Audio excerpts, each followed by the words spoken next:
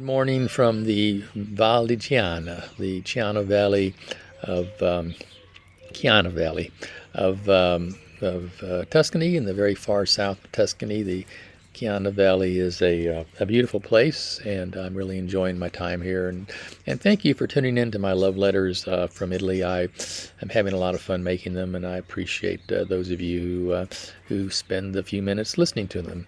Today, as love letter, we're going to be visiting a hill town in this valley, and there are a lot of hill towns around here. There are probably towns that are big enough to have weekly markets. There's 5 or 6 within a 20-minute drive of this place, and there's a reason for hill towns to exist. Most of them are fortified, or many of them are. They have a wall around them, and they have a excuse me, the dog is demanding attention. They have walls, and sometimes they have towers, and there are several reasons for this. Of course, one reason is to protect the city, protect the town from the marauders, from people from other areas that want to take over and want the resources of that city. So it's a way to protect your home and your family and your community and your little bit of wealth. But there's another reason too, and this area was once a swampy area.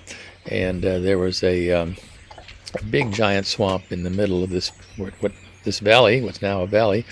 And these hill towns were where people settled originally because they were the dry spots. They were the spots where they weren't going to flood out. And so people settle in these hilltop cities. And there are indications that it went back as far as the Etruscans. And there's lots of Etruscan artifacts that have been found in this area.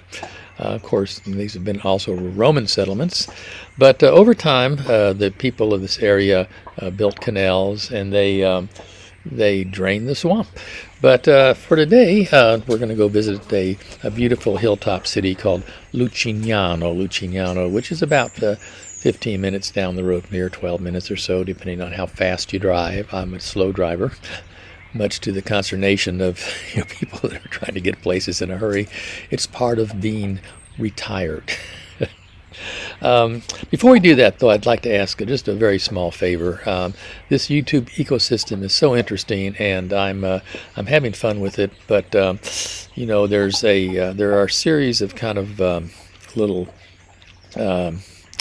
benefits that YouTube gives you from time to time, and the first one, the smallest one for people who have 100 subscribers, is you get a vanity URL, a vanity domain name for your videos, and I'm a very vain person, so I'd like to do that. The threshold is 100 subscribers. I'm at 89 right now. If a few more of you would be willing to push the subscribe button down there, I would really appreciate it, and it would make me very grateful. I'll make these love letters anyway because I like doing it, but I do hope that if you are enjoying this, you'd be willing to subscribe. I don't think there's any downside. You don't get harassed or anything like that. Now, if you do want to be harassed a little bit, there's also the notification bell icon, which is somewhere down there too. I don't know exactly where. And the notification bell, what it does is whenever a new video is published on this channel, you get a notification, so you can jump right over and see what kind of nonsense I'm saying that day. Well, let's go to Lucignano. We're going to start the video with kind of walking into the city from the parking area that I like to use, and so you kind of get a view of the outside of the wall, and then we'll walk into the city, walk around, and I'll tell you a little bit more about it in just a few minutes.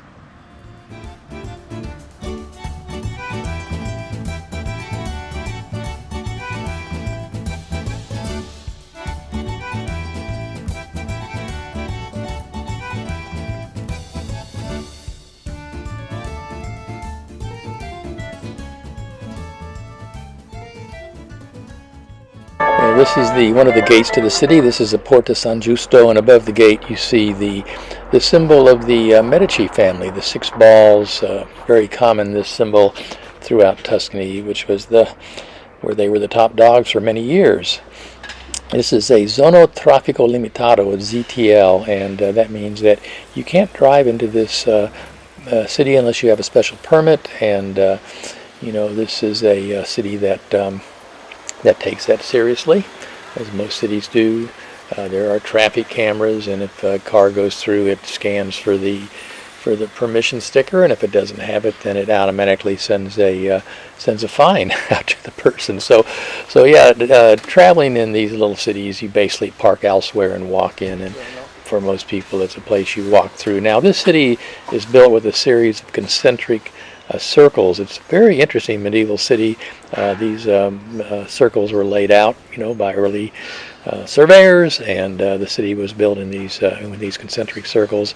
As you go up the hill, the city becomes a little fancier, and at the very top of the hill is kind of the center of both the religious and the civic administration. So there's the big church, and also the Comune, the municipal building, and a museum, a beautiful museum that we'll go into in just a second.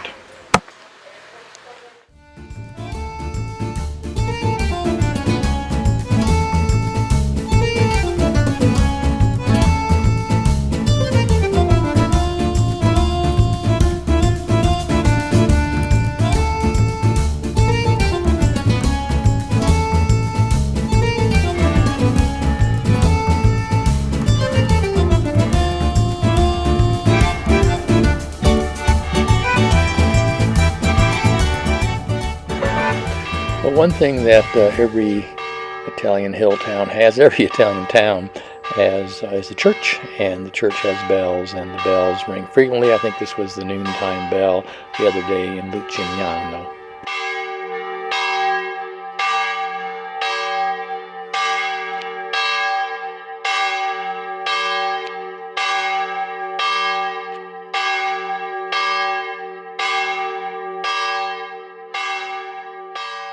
Well, one of the things that I've come across a lot of in Italy are museums, and it's really fun to go to museums. Every little city has one. I used to think that this country with the most museums was Belgium. I think that Italy gives Belgium a run for its money as far as museums are concerned, and the city of Lucignano is no different. The city of Lucignano has a nice little municipal museum. It's not huge, but it does have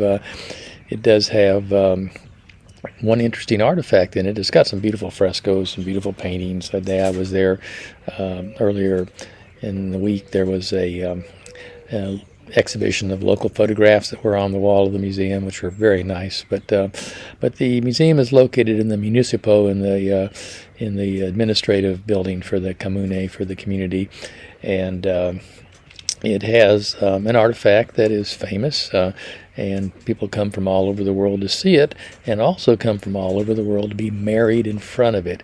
It is this beautiful reculary, I think that's how you say the word. I'm not sure. It's a word that I should probably know, considering my Catholic school upbringing, but I don't know how it's actually pronounced in English, let alone in Italian. This is it's about 6-7 feet tall, maybe a little taller than that. It's a golden tree, and if you can see in this tree, there are a series of discs around the edge of the tree. These discs contain the relics of saints, a piece of the true cross, things like that, which are important in the traditions of the Catholic Church. And so this was a reliquary that was built for the city. It was built back in the 13 and 1400s. It actually took 115 years to finish this thing off. It started out in being worked on by one goldsmith, and that goldsmith died. Another one took it over, and it was finished in 1471. It started in 1350, finished in 1471. It has a reputation. Well, it's called the Tree of Life, or the Golden Tree. However, it has a reputation for being the tree of love, and the story is that if you get married, if you profess your love to your partner, to your sweetheart, in front of this tree, your love will last forever. So a lot of people come from other parts of Italy, and in fact from all over the world, to have a destination wedding in front of this tree, and it's a bit of business for the city. It actually helps bring a little money into the municipal coffers, and it's a beautiful piece of work. I really love it. I've been to see it several times, and each time I'm continue to see new things about it. It's made of gold, a little bit of silver, and this red coral around the kind of poking out. Looks like it's a tree that's full of flowers that are just. Well, this museum is in the municipal building, the Municipio. Upstairs are the offices for the Sindaco, the mayor, and the town council, and so on. And this is the town council chamber. It's a beautiful room that's full of frescoes of people who used to live there, or some religious frescoes on the very top of the ceiling.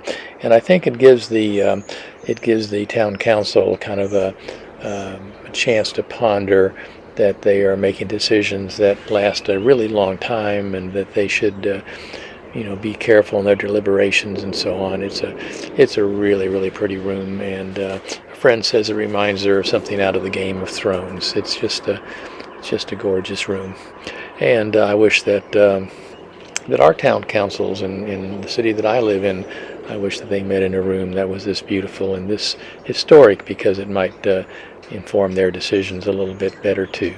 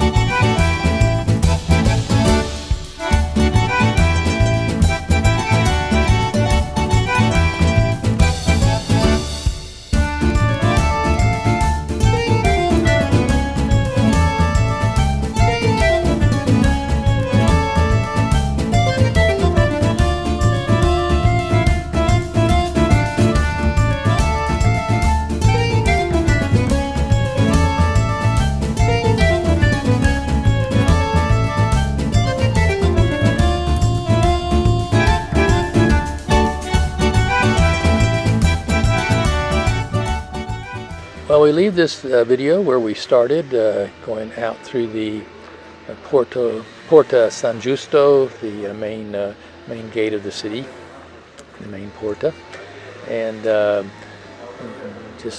can guarantee you that I'll be back to this town, or maybe even today, because it's a fun place to go. I'll definitely be there on Thursday because it's market day, and I do want to go and get some fresh produce and enjoy the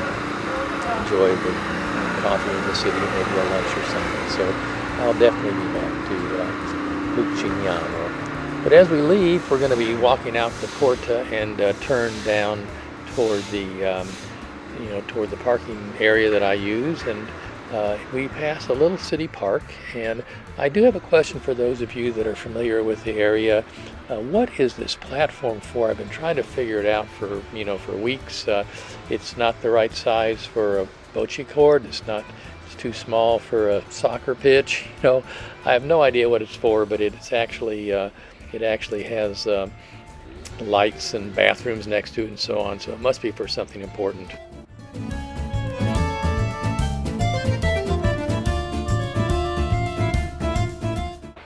Well, that's it for this love letter from Italy. We're ending at the old folks' home in the city, a municipal facility, and hope that you get a chance to come to Tuscany one day, that you get to come to this beautiful region, to this beautiful province, and especially to the city of Lucignano.